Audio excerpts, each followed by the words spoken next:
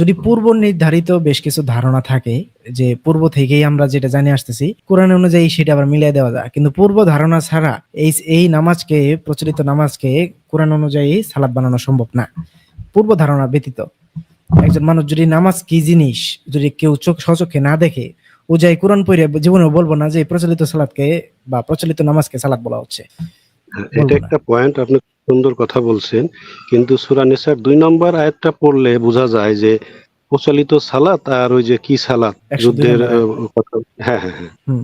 ওইখানে কিন্তু সালাতটা তাহলে বোঝা যায় যে সেজদা দিয়েই তুমি উঠে পড়ো। তো নামাজ তো সেজদা দিলে শেষ হয় না, ওখানে ভাই শেষ বৈঠক করতে হয়, সালাম ফিরাতে হয়, তারপরে নামাজ শেষ হয়। হুম। তাহলে প্রচলিত আচ্ছা, নামাজ তাহলে এর সাথে সাংঘর্ষিক হয়ে যায় না? হ্যাঁ, এখানে তো ধরে নেন, দেখেন রুকু অনুপস্থিত, এখানে রুকুর কথা বলা নাই, জাস্ট বলা হয়েছে যে হ্যাঁ, হ্যাঁ, সেজদা করে ফেললে। এখন সেজদা করে ফেললে, সেজদার পরে তো আরো কাজ আছে, বৈঠক আছে, বৈঠে সেটা সালাম ফিরানো আছে না? তাহলে সেজদা করে হ্যাঁ, ফেললে হ্যাঁ। আবার কিভাবে কি সেজদা পর্যন্ত কি নামাজ শেষ? এগুলো বিষয় আছে তো। তবে না। হ্যাঁ, এখান থেকে কিন্তু স্পষ্ট পাওয়া যায় যে এই যে দাঁড়ানোর বিষয়টা, সালাতের এই জায়গাতেই দাঁড়ানোর বিষয়টা পাওয়া যায়, যে দাঁড়াইতে হবে। এটা আসলে আমাদেরকে ডিসিপ্লিন শেখায়, মানে আমরা যাতে মনোযোগটা দেই, তাই না? আমরা হ্যাঁ, যাতে মনোযোগটা দেই। বিশেষ করে আপনারা যদি যে ফ্রেন্ডস অফ কোরআনের ইটা দেখে থাকেন, ফ্রেন্ডস অফ কোরআন অনুযায়ী সে সালাতের এক একটা আয়াত নিয়ে বেশ কিছু দেয়, উপলব্ধি শেয়ার করে। সেই চ্যানেলে আপনারা যা দেখতে পারেন, সেখানে সালাত বিষয়ে একটু এই আয়াতগুলোর উপরে বেশ কিছু ভ্রান্ত ধারণাগুলো একটু ক্লিয়ার হয়ে যাব, সেই চ্যানেলটা দেখতে পারেন। আচ্ছা। হ্যাঁ, আমি মূলত আমার সালাত বিষয়ে অবস্থান অন্যরকম। আমি একেবারে কোনো কিছুকে ভুল বলি না, আবার একেবারে কোনো কিছুকে সঠিকও বলি না। যারা একেবারে এই ধরে নেন শরীরকে বাদ দিয়ে সে আত্মিক সালাতে যাচ্ছে, আমি আমি তাদের তাদের সম্বন্ধে বলি যে ভাইজান, জীবনে তো কোনোদিন শরীর ব্যতীত সালাত আদায় করা সম্ভবই না। কারণ শরীর থেকে আত্মা বের করে কেউ সালাত আদায় সম্ভব হবে না। আত্মা বের করে শুধু আত্মা দিয়ে কেউ নামাজ পড়তে পারবে না, সালাত আদায় করতে পারবে না। শরীর লাগবেই। সেহেতু শরীর নয় বসে লাগবে, নয় দাঁড়ায় লাগবে, নয় শুয়ে লাগবে, নয় চলাফেরার মাধ্যমে লাগবে। সেহেতু শরীরটা আসলে মূল বিষয় না, শারীরিক কাঠামোটা মূল বিষয় না, এর মূল ফোকাস না। শারীরিক কাঠামোর ভিতরে যে যান্ত্রিকতা আমরা বানাইছি, হিজবুত তাহুদ তো আরো যান্ত্রিকতা বানাইছে, রোবোটিক্স নামাজ। তাদের তো যদি ভিডিও দেখে থাকেন হিজবুত তাহুদের, তারা রোবোটিক্স নামাজ বানাইছে। আল্লাহু আকবার বইলে সে একদম সাথে সাথে স্ট্রিক্টলি রুকুতে চলে যাচ্ছে। এই যে যে এই শারীরিকতাতে, যান্ত্রিকতাটাকে ফোকাস করা হচ্ছে, এগুলা কিছু না। কেউ স্লো, কেউ বেশি ঝুঁকুক, কেউ কম ঝুঁকুক, যেটাই করুক, এগুলো কোনো মানে ম্যাটারই করে না। কেউ যদি না ঝুঁকেও রুকুই করতে পারে, ম্যাটারই করে না। বিনয়ী হতে হবে, আর সেজদা আনুগত্যটা মেনে নিতে হবে। তা এই জিনিসগুলো আমি মনে করি কেউ আসলে ভুল না। আমরা আসলে যাদেরকে ভুল বলি, এই যারা ভুল বলে, ভুল যারা বলে তারা ভুল।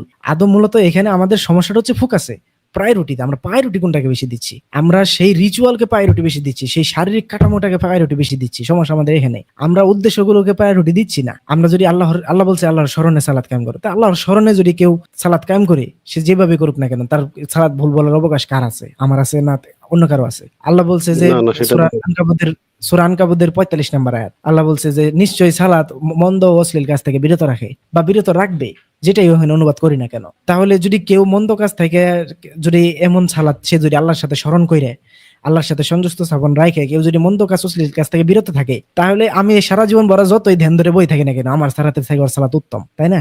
হ্যাঁ, সেটা এগুলো তো বিষয় আছে। আমরা মূলত ইয়েতে আছি, মানে ঘোড়াটাপে আছে হইলো, আমরা এমন সিস্টেমে এসে গেছি, সব জায়গায় আমরা স্ট্রিক। আমরা মধ্যম পন্থা অবলম্বনই করতে চাই না। আমরা একেবারে গুড়ামিতে লিপ্ত।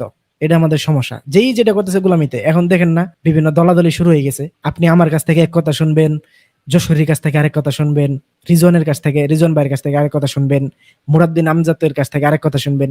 এগুলো কিভাবে ম্যানেজ করবেন? মানুষ তো বিভ্রান্তিতে পড়ে যাচ্ছে।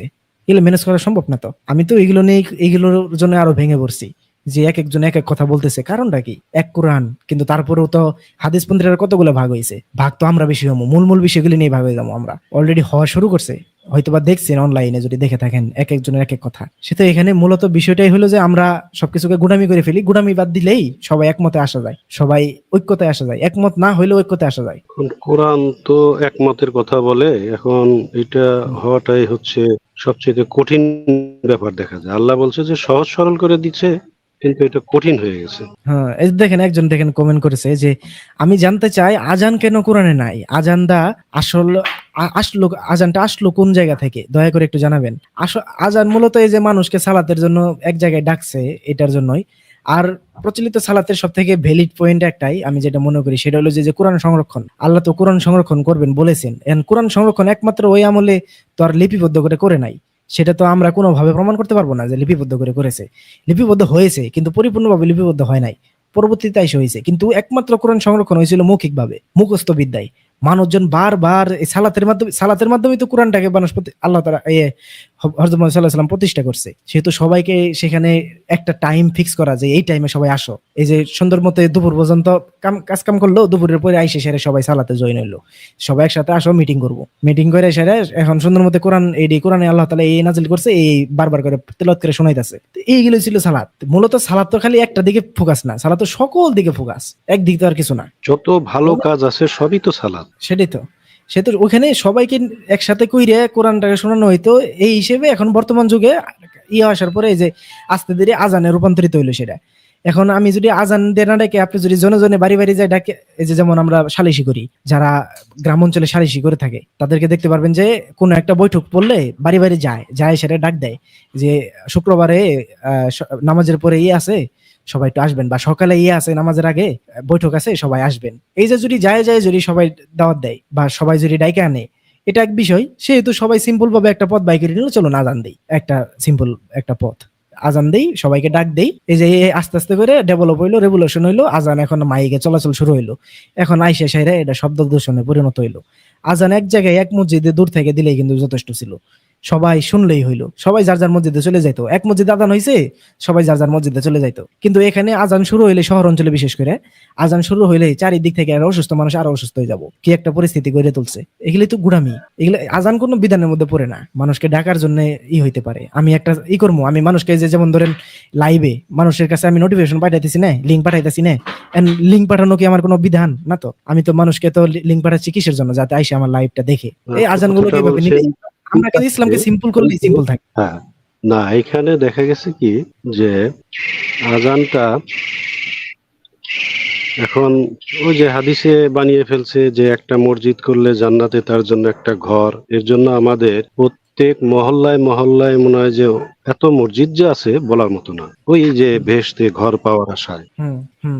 মানে মসজিদ বানালে যে বেহেশতে যে ঘর পাওয়ার কথাটা, যে অনুরূপ ঘর পাওয়া যাবো, ওটা তো ধরে নেন অনেক কথা, ওটা নিয়ে অনেক কথা হয়েছে যে যে যত মানে কেউ যদি দুনিয়াতে একটা মসজিদ তৈরি করে জান্নাতে তার অনুরূপ ঘর বানানো, তার মানে নবীজি সাল্লাল্লাহু আলাইহি সাল্লাম আর তারপর আবু বকর রাদিয়াল্লাহু আনহু তারা খেজুরের পাতা দিয়ে মসজিদ বানাইছে, তাদের জান্নাতে ঘর হবে খেজুরের পাতার। আমাদের সুদখোর ঘুষখোর যারা বিভিন্ন ওই যে ভুট্টু সাহেব আছে, তাদের ঘর হবে একদম লেভেলের, রাজপ্রাসাদ লেভেলের, যারা 2 তলা 3 তলা এসি ভিত্তিক মসজিদ বানাইছে।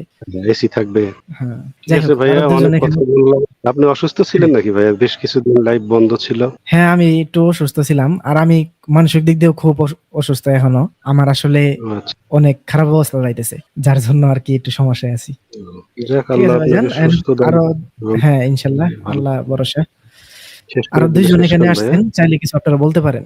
হ্যাঁ, ওনারা বলার আগে চাইলে কিছু শেষ যদি কিছু বলতে চান আপনি বলতে পারেন জাহিদুল ভাই। না, শুনি, আমি শুনতেছি। হ্যাঁ, দেখি ওনারা কোনো কিছু বলে কিনা। সালামু আলাইকুম। সালামু আলাইকুম। জি ভাইজান, কেমন আছেন? এই তো আলহামদুলিল্লাহ, ভালো আছেন ভাইজান? আছি আলহামদুলিল্লাহ। ওই যে আয়াতটা নিয়ে আসছিলেন, ওই যে আপনার শেয়ার স্ক্রিনে, তো এই আয়াতের মাধ্যমে মানে কি, মানে একটু একটু আমি তো এইমাত্র অ্যাড হইলাম, যে মানে আপনি কি বুঝতে পারছেন আর আমরা কি বুঝতে পারলাম, এই আর কি একটু যদি আলোচনা করা হইতো।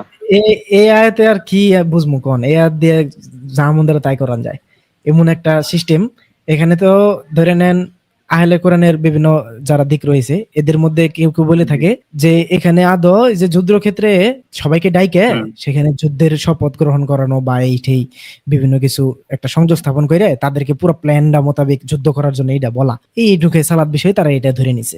আবার এখানে তো এই অনুযায়ী তো আবার ইয়েরা রাকাত বানায়, এনু রাকাতের কই থেকে বানায় আমি নিজেও জানি না, রাকাত কোন আছে কে জানে। আবার হাদিস পন্থীরা এখান থেকে রাকাত বানায়, এনু রাকাত কই আছে আমি নিজে খুঁজে পাই না, খুব খুঁজতেছি এনুকে রাকাত, কিন্তু কোথায় পাই না। আবার এই অনুযায়ী আরেকটা কথা হলো যে প্রচলিত নামাজ অনুযায়ী এই করার গেলে পূর্ব নির্ধারিত ধারণা ব্যতীত এটা দ্বারা কোনোভাবে প্রচলিত নামাজ বের করা সম্ভব নয়। পূর্ব থেকে আমাদের একটা ধারণা থাকতে হবে যে নামাজ এরকম, তারপরে সে এই আয়াত দ্বারা আমরা বুঝতে পারবো যে এই আয়াতে আসলে ওই নামাজের কথা বলা হয়েছে। বিশেষ করে দা বিলিভার বাংলা যে বলে থাকে যে সালাত বলতেই আমরা প্রচলিতকে বুঝে নিব, তার যদি কথাবার্তা যেগুলো দেখে থাকেন তার হইলো এরকম একটা বিষয়, সে এটা বিশ্বাস করে যে যেখানেই সালাত বলুক, যেটাই বলুক, আমরা প্রচলিতটাকে ধরে নেব তার কথা অনুযায়ী। এটা আর কি আমি মূলত এটা দ্বারা বুঝি যে এখানে আদৌ কি বলবো কোন, এখানে আগে আপনারা বলুন, তারপর আমি বলতেছি। এইখানে আসলে যারা ওই যে কোরআনপন্থী যারা আছে, যারা মানে এই ইয়া আছে, তারা যেটা বলে ওইটাই মানে এই আয়াত অনুযায়ী, মানে সব তাদের সব ব্যাখ্যা যে সঠিক আমি সেটা বলবো না, কিন্তু এই তারা যেটা বলে যে যুদ্ধের যে নির্দেশনা, হুম। ঠিক আছে, ওইটাই আমার কাছে ঠিক মনে হচ্ছে যে আর আর যখন তুমি তাদের মধ্যে থাকবে, অতঃপর তাদের জন্য সালাত কায়েম করবে, তাদের জন্য। এখন তো মানুষ যদি আমরা যদি সালাত কায়েম করি বা সালাত পড়ি, যেটা বলি প্রচলিত সালাত, এটা কিন্তু আমরা কারোর জন্য করি না, বা এটা মানে আল্লাহ মানে আল্লাহর জন্যই করি, মানে নিজে নিজে করি, আল্লাহর জন্য করি সালাদটা আল্লাহর হুকুম অনুযায়ী। কিন্তু এটা বলছে যে তাদের জন্য সালাত কায়েম করবে, তার মানে তাদেরকে যে নির্দেশনা, আল্লাহর যে নির্দেশনা আছে ওইটা মানে হয়তো বা যুদ্ধের নির্দেশনা হতে পারে, সেটা যেহেতু যুদ্ধের ক্ষেত্রে, তখন তাদের জন্য যখন যুদ্ধের নির্দেশনা যারা দিবে, তোমাদের মধ্যে একদল তোমার সাথে দাঁড়াবে, আর তারা অস্ত্র ধারণ করবে এবং তারা সিজদা করে ফেলবে। মানে সিজদা হচ্ছে এটা আনুগত্যের সিজদা, যে যখন যুদ্ধের নির্দেশনাগুলো বলবে যে তোমরা এই শিশুদের মারবে না, তারপরে এইটা করবে না, ওই যে নারী শিশু নারী আছে এদের মারবে না, মানে বিভিন্ন হুম। নির্দেশনা যেগুলো আছে ওইগুলা। হ্যাঁ, আর বলছে মানে যখন সিজদা করবে, সিজদা মানে সম্পূর্ণরূপে সিজদা, যদি আমরা প্র্যাকটিক্যাল যেটা আছে সেটার আমরা ধরলে হয় যে আমরা ঠিক আছে আল্লাহর কাছে শপথ গ্রহণ করলাম সিজদা দিয়া, যে ঠিক আছে আমরা রাসূলুল্লাহ যেটা বলছে এই অনুযায়ী আমরা সকল কার্য সম্পাদন করব। আনুগত্যের সেজদা, ঠিক আছে, যে সব একটা সেজদা দিয়া রাসূলের কাছে আনুগত্য প্রকাশ করবো যে হ্যাঁ আমরা এইভাবেই করব, সম্পূর্ণরূপে অনুগত্য প্রকাশ করার। তো এইটাই আমি এটাই বুঝতেছি আর কি এই আয়াত অনুযায়ী। এখানে কোনো রাকাতের সব ব্যাপারে নাই, এখানে নির্দেশনা দিবে, একদল একদল ওই পাশে করবে, পাহারা দিবে যে কেউ আসে অ্যাটাক করতেছে কিনা, আর এই দল অস্ত্র শস্ত্র নিয়ে রেডি হয়ে থাকবে। তো তাদের নির্দেশন নেওয়া শেষ হয়ে গেলে তারা যাবে, আবার ওই দলটা আবার আসবে। এই আয়াতের মাধ্যমে আমি হুম। এটাই বুঝতেছি আর কি। হ্যাঁ, এখানে ধরে নেন সব থেকে ভ্যালিড পয়েন্টটা তো এটাই, যে যুদ্ধের জি জি ক্ষেত্রে, এই যে যুদ্ধের ক্ষেত্রে আমরা যদি প্রচলিত নামাজটাকে ধরি যুদ্ধের ক্ষেত্রে, কিন্তু এখান থেকে তো প্রচলিত নামাজের এত কিছু আল্লাহ তাআলা বলে দিছে, তারপর ওইখানে সিজদার পরে কিভাবে শেষ হয়? সিজদার পরে তো বৈঠক আছে, তাই না? সিজদার পরে তো বৈঠক আছে, মানে প্রচলিত নামাজ অনুযায়ী সিজদার পরে বৈঠক আছে, বই শেষে তাশাহুদ আছে, সালাম ফেরানো আছে, কত কিছু আছে। এখন এনে ধরে নেন এই যে অস্ত্র নেওয়ার যে বিষয়টা, আমাদের যে লাইট জি টেবিলস চ্যানেলে যদি যান, সেই ভাইটা তো এই আয়াত নিয়ে প্রচুর বড় একটা ভিডিও বানিয়েছে, 11 মিনিট 12 মিনিটের মতো, এবং সেখানে তিনি ভালো ভালো পয়েন্ট ধরিয়েছেন যে এখানে অস্ত্র ধারণ করে আবার নামাজ কিভাবে হয়, তাই না? কিন্তু এখানে জি আরেকটা বিষয় হলো যে কেউ কেউ বলে থাকে যে অস্ত্র ধারণের যে বিষয়টা, সেই যুগে তো আর অস্ত্র আমাদের গুলি গান কামান এগুলো আসলে না, তো অস্ত্র আসলে হলো ঢাল, অস্ত্র আসলে বল্লম, তলোয়ার। তো এগুলো তো সুন্দর করে গায়ে নিয়েও ঢাল পিছনে বা করে তারপরে বল্লম বা বর্ষা সাইডে গাইরে দিয়ে ওই করা যায়। কিন্তু ইনুকে তো সরাসরি আমি আবার এখানে ধরছি, এখানে তো সরাসরি ধারণ করার কথা বলতেছে, অর্থাৎ অস্ত্র ধারণ করা। জি অস্ত্র ধারণ বলতে কি, আমাদের আমাদের তো হাতে থাকতে হবে, বা এই যে ঢাল পিঠিয়ে রাখলাম, আমি তলোয়ার ইয়েতেই রাখলাম, তারপরে এই যে তলোয়ার তো সাইড দিয়ে ঢুকাই রাখে, তো সাইড দিয়ে রাখলাম, বললাম হাতে রাখলাম বা সাইডে গাইরে রাখলাম, তারপরে তো আমার শরীর ভারী, বিশাল পরিমাণ ভারী। ওই আমলে যে অস্ত্রগুলো ছিল প্রচুর ভারী ছিল, তাই না? সেই আমলে এইটাই অস্ত্র শস্ত্র নিয়ে সালাত নামাজ আদায় করা, প্রচলিত নামাজ আদায় করা। এখন তো ধরে নেন জাস্ট এমন এক পরিস্থিতি আমাদের তৈরি হয়েছে যে হাবাতা সার দিয়েও নামাজ আদায় হয় না, এমন হতে বাড়াইছে। তাহলে কিভাবে কি? আর এখানে অস্ত্র শস্ত্র নেই নামাজের ব্যাপারটা, এটা একটা বিষয় রয়েছে। আবার এই যে এখানে যখনই বলতেছে যখন এই যে তোমাদের উপর একসাথে ঝাঁপিয়ে পড়বে, আর এখানে কি দেখি আবার তোমার সাথে দাঁড়াই, তারা যেন তোমার সাথে দাঁড়ায় এবং তারা তাদের অস্ত্র ধারণ করে এরপর যখন সিজদা করে ফেলবে তখন তারা যেন তাদের পেছনে অবস্থান নেয়। সিজদা করার এই যে ইনুকে আমার পয়েন্টটা যাচ্ছে যে সিজদা করার পরে তো বৈঠক আছে, সিজদা করার পরে তাহলে তখন তারা পেছনে অবস্থান নেয় কেমনে কি? আর অপর একটি দল যারা সালাত আদায় করেনি তারা যেন তোমার সাথে এসে সালাত আদায় করে এবং তারা যেন তাদের সতর্কতা অবলম্বন ও অস্ত্র ধারণ করে। কাফিররা কামনা করে যদি তোমরা তোমাদের অস্ত্র শস্ত্র আসবাবপত্র সম্বন্ধে অসতর্ক হও তাহলে তারা তোমাদের উপর একসাথে ঝাঁপিয়ে পড়বে। অর্থাৎ এখানে যদি এমন বিষয়টাই হয় যে এখানে সতর্কতাটাও মূল বিষয়, তাহলে এখানে প্রচলিত সালাতের তো এখানে ভ্যালিডি পড়ে না। কারণ বিভিন্ন জায়গায় আমরা ইতিহাসে পাই যে হযরত মুহাম্মদ সাল্লাল্লাহু আলাইহি সাল্লাম বিভিন্ন সময় সালাত আদায় করেনি, পরবর্তীতে কাজা করে নিছে যুদ্ধের সময়গুলোতে। তাহলে যুদ্ধের সময়ে এখানে তো তিনি কাজাই করতে পারতেন, এটা আবার কোন সালাতের কথা বলা হচ্ছে? অবশ্যই সেটা এই যে যেটা বলা হইলো যে যুদ্ধের দিক নির্দেশনা বিভিন্ন কিছু, এটাই ভ্যালিড পয়েন্ট বেশি।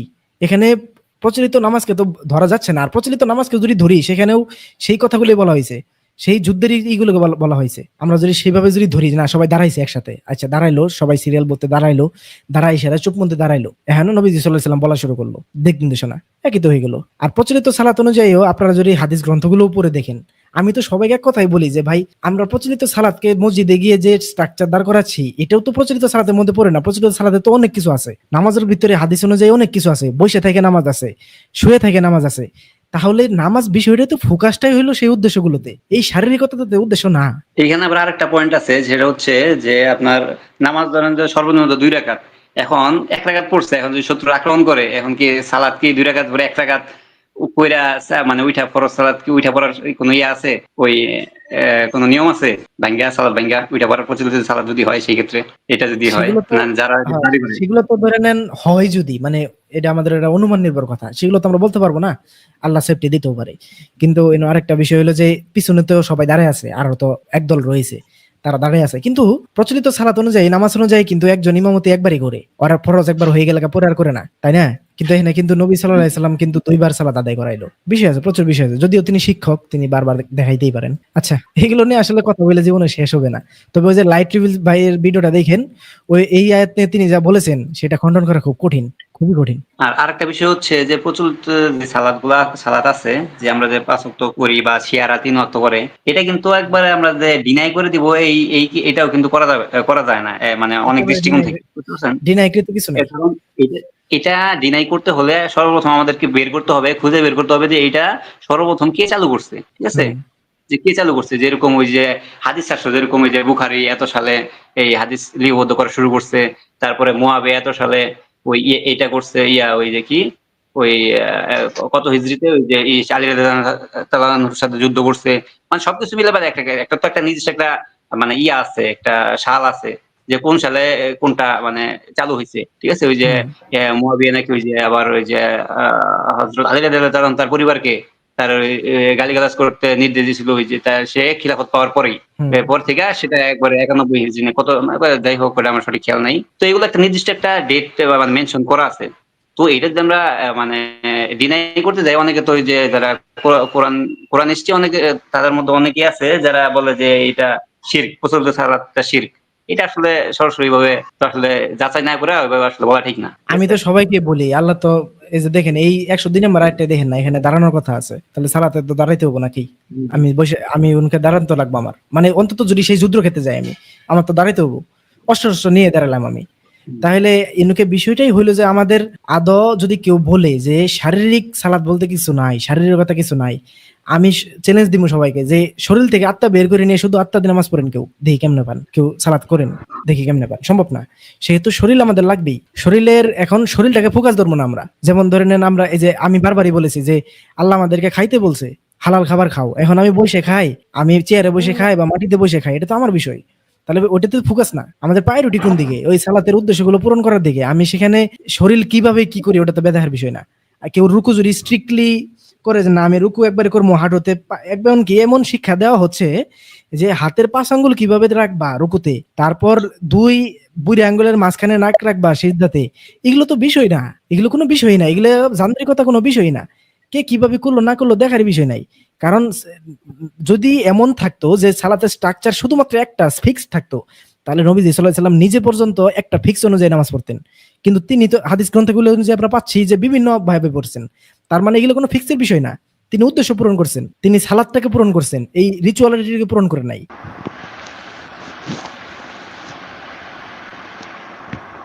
এগুলো নিয়ে আসবে, আমি ভিডিও বানাচ্ছি, আমি দেখা যাক 5 পর্বের সালাতের ভিডিও বানাচ্ছি, 2টা পর্ব দিছি মাত্র, আর দেখি কেমনে কি করা যায়। কিন্তু আমি সালাত নিয়ে কথা বলতে চাই না, এগুলো খুবই সমস্যার।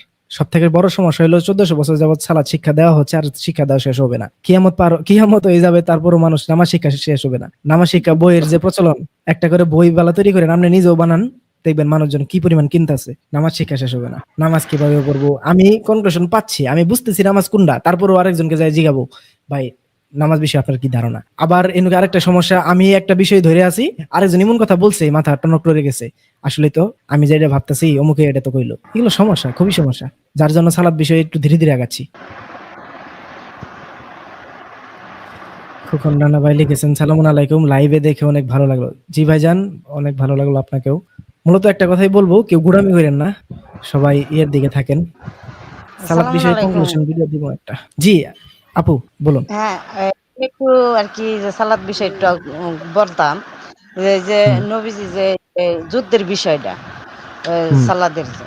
আমি মনে হুম, করি যে এটা হয়তো বলছে যে এই একদল এসে শুনলো, মেনে নিল, আরেক দল আবার পিছিয়ে গেল, আরেক দল সামনে আসলো। আমি হুম, মনে করি এটা মনে হয় যে মেনে নিল, এটাই আর কি সালাদ, মেনে নেওয়াটা হুম, অনুত সিজদার কথা বলা হয়েছে, মেনে নেওয়ার কথা বলা হয়েছে। আর কি, এরকম আর কি আমার কাছে আর কি মনে হয় আর কি। হ্যাঁ, তারপরে তো হেনে আমাদের দাঁড়াইতে হইলো না, দাঁড়াই তো শুনতে হইলো সবকিছু। হ্যাঁ, হ্যাঁ, হ্যাঁ, হ্যাঁ, এইটাই আর কি। হ্যাঁ, আর কি শুনে মেনে নিল, এইটাই আর কি, মেনে নেওয়াই সালাদ।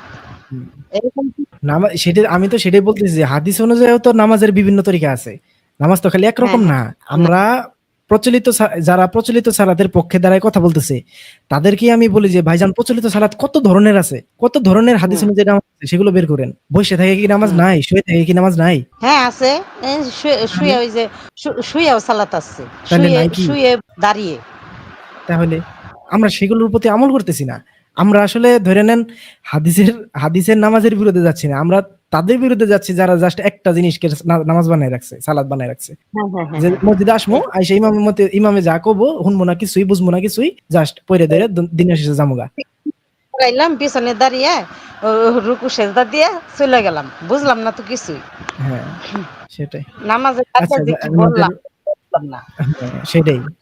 হ্যাঁ, আমাদের আচ্ছা, ভিতরে আরো দুজন আছেন। চাইলে কিছু বলতে পারেন। আমরা লাইভে বেশি দেরি করব না। আমরা শেষ করে দিব। আসসালামু সিফাত আলাইকুম। হোসেন ভাই ভাই আমার আছেন। একটা কথা ছিল। জি আসসালামু ভাই আলাইকুম। বলুন।